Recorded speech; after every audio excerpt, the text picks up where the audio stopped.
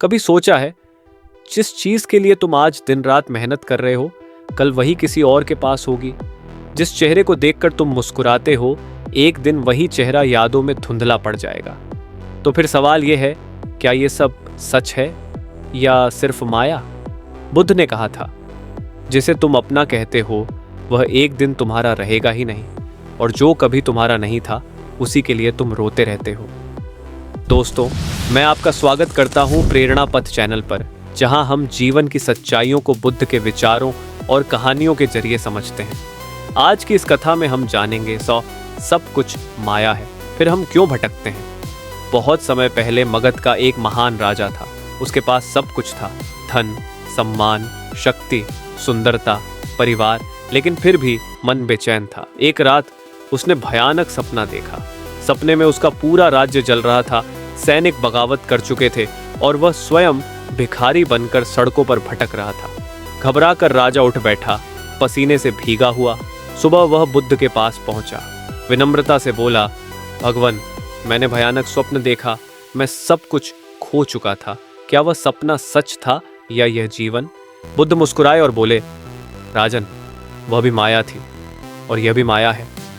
राजा चौंक गया। भगवान, यदि दोनों माया हैं तो फिर सत्य क्या है? बुद्ध बोले, जो कभी नहीं बदलता वही सत्य है। बाकी सब जो बदलता है, राज्य, शरीर, नाम, यश, सब माया है। राजा सोच में पड़ गया। तो क्या मेरी सारी उपलब्धियां व्यर्थ हैं?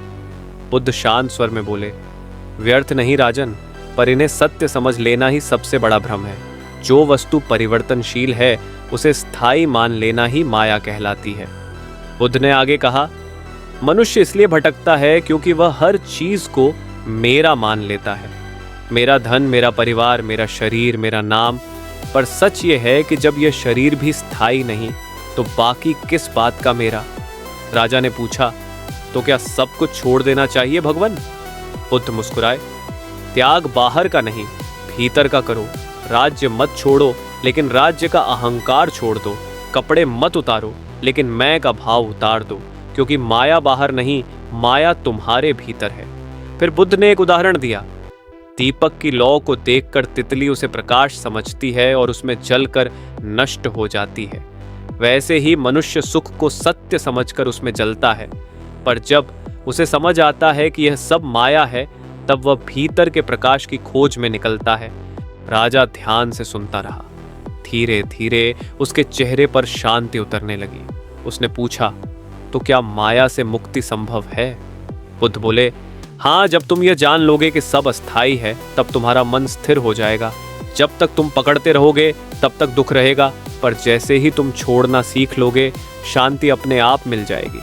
बुद्ध ने कहा, माया को शत्रु मत मानो, उसे पहचानो। जो माया को जान लेता है वह माया से परे चला जाता है। राजा ने नम्रता से कहा, भगवान, अब मुझे समझ आ गया, जिसे मैं पकड़ने की कोशिश करता रहा वह तो सिर्फ छाया थी। बुद्ध मुस्कुराए, हाँ राजन, यही तो जीवन का रहस्य है। मनुष्य छाया के पीछे भागता है और सूर्य को भूल जाता है। जब वह सूर्य की ओर देखना शुरू करता है, वही सच्चा जागरण है। मित्रों, यह जीवन सुंदर है, पर यह स्थायी नहीं है। हर चीज जो बदल सकती है वह माया है। माया से डरने की नहीं, उसे समझने की जरूरत है। जब हम समझ लेते हैं कि सब अस्थायी है, तब दुख की पकड़ ढीली पड़ जाती है और मन भीतर से मुक्त हो जाता है। बुद्ध कहते हैं, जो माया को जान लेता है वह माया से परे चला जाता है। इसलिए आज से एक बात याद रखिए, माया को समझो पर उसमें उलझो मत। दुनिया के बीच रहो पर भीतर शांत रहो, क्योंकि आखिर में संसार एक स्वप्न है, पर जो जाग गया वही बुद्ध है।